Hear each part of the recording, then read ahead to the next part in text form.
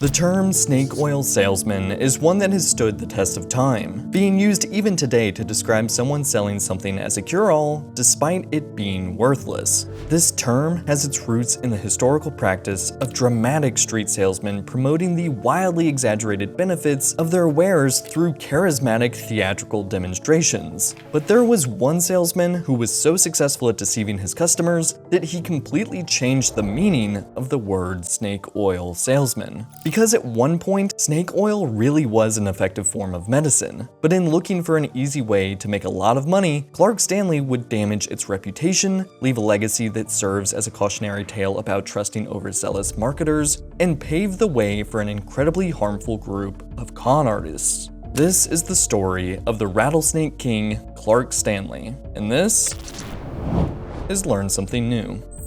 Halfway through the 1800s, gold was discovered in California, sparking a massive migration into the area as people sought out the nuggets that might set them and their families up for life. But it wasn't just Americans moving westward during the gold rush. Rumors about the prospect of riches on the West Coast, combined with a lot of war and famine throughout China, meant that there was a significant amount of Chinese immigrants coming to America. Many of these immigrants who either couldn't find any gold or found that they couldn't afford the tax levied on non-Americans hoping to prospect in California, often found alternative work constructing the Transcontinental Railroad for a measly $27 per month. Those that came from China brought with them many of their things, including their medicines, one of which was an oil made from the fat tissue of the Chinese water snake. The exceptionally rough conditions working on the Transcontinental Railroad often left workers with extremely sore joints at the end of the day, and they would rub this snake oil on their body, getting quick relief from their pain.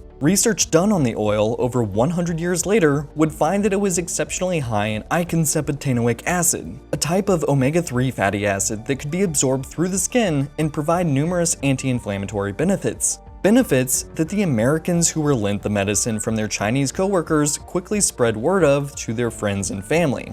News of this legitimate medicine began to spread throughout the United States, with people beginning to exaggerate the claims about just how much it could actually act as a remedy for. And as it grew in popularity, many recognized the potentially lucrative opportunity America's snakes could pose. One of these being Clark Stanley, a cowboy that was looking to find a new career involving less backbreaking work.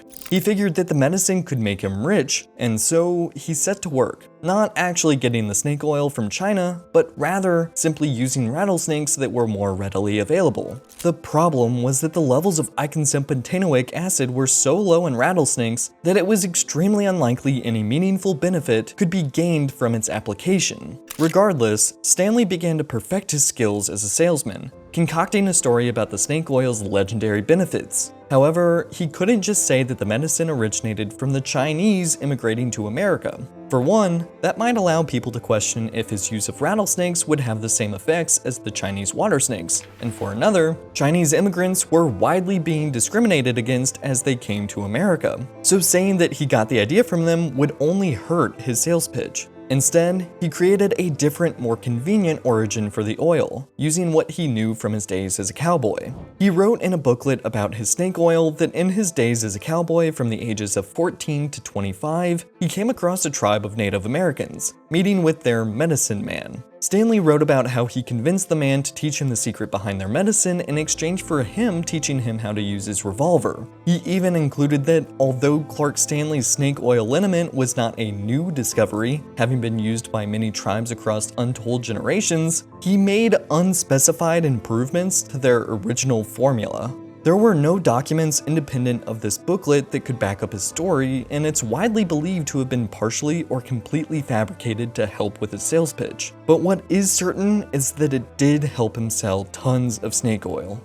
Once he felt confident in his ability to persuade, he took the operation up a notch and went to the 1893 Chicago World's Fair. After beating out New York, St. Louis, and even Washington, D.C. for the opportunity to host the World's Fair, Chicago pulled out all the stops to show off the nation's rising wealth, power, and significance in the world. It had the first Ferris wheel ever built, at a height taller than the Statue of Liberty. It had donkey, boat, and swim races, and live music and entertainers like the escape artist Harry Houdini. In attendance were numerous famous individuals, including Nikola Tesla, Thomas Edison, Mark Twain, and even then-President Grover Cleveland. But more important to Stanley were the other 27 million in attendance over its 6-month run, willing to lend an ear to anyone showing off the latest in technology, food, and even medicine. Medicine like his snake oil.